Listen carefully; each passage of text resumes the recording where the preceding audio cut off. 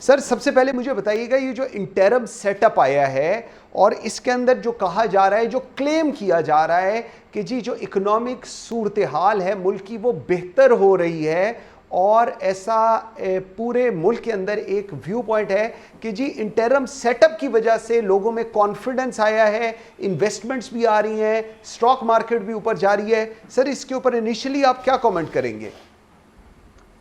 دیکھیے I think جو سب سے بڑا جو ایونٹ کہہ سکتے ہیں آپ ان دا کانٹیکسٹ ہماری اکانومی کے کانٹیکسٹ میں، وہ یہ ہے کہ آئی ایم ایف کے ساتھ ہمارا ایک ریویو جو ہے وہ کامیابی سے مکمل ہوا ہے، اور اس کی امید ہے کہ اب وہ اسٹاف لیول ایگریمنٹ کے بعد وہ ان کا جو بورڈ ہے وہاں سے بھی اپروول آ جائے گی، اور وہ اکارڈنگ ٹو پلان پاکستان کی فردر ڈسپرسمنٹ ہوگی.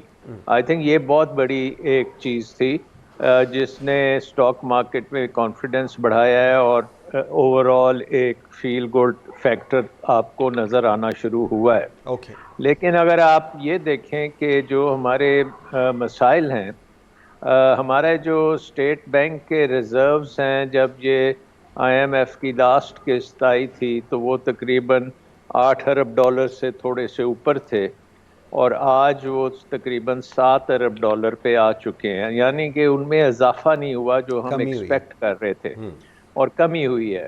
اور جب تک یہ ڈالرز مٹیریلائز نہیں ہوں گے اس وقت تک یہ انسٹیبلٹی جو ہے یہ بار بار واپس آئے گی.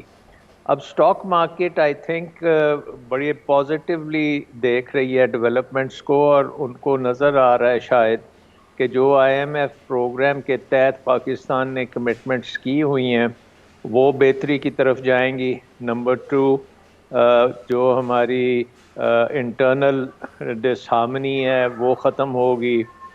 نمبر 3، ہم الیکشنز جو ہیں جیسے ایکسپیکٹ کیے جا رہے ہیں فیبرری میں جی. وہ ہوں گے، اور وہ ایسے ہوں گے جو پوری دنیا ایکسیپٹ کرے گی.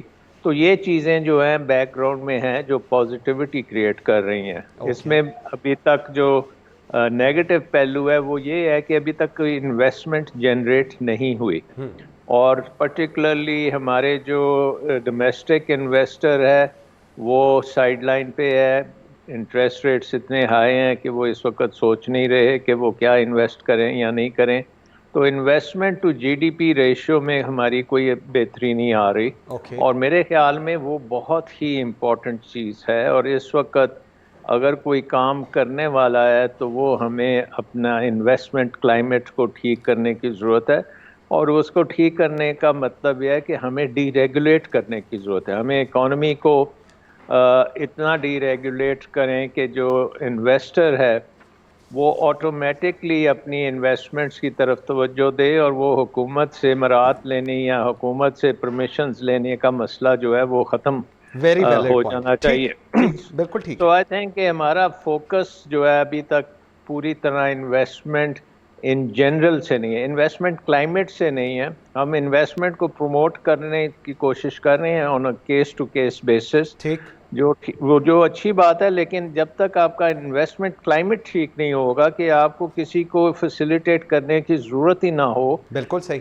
ایٹماسفیئر ایسا بنایا جائے. Very important point.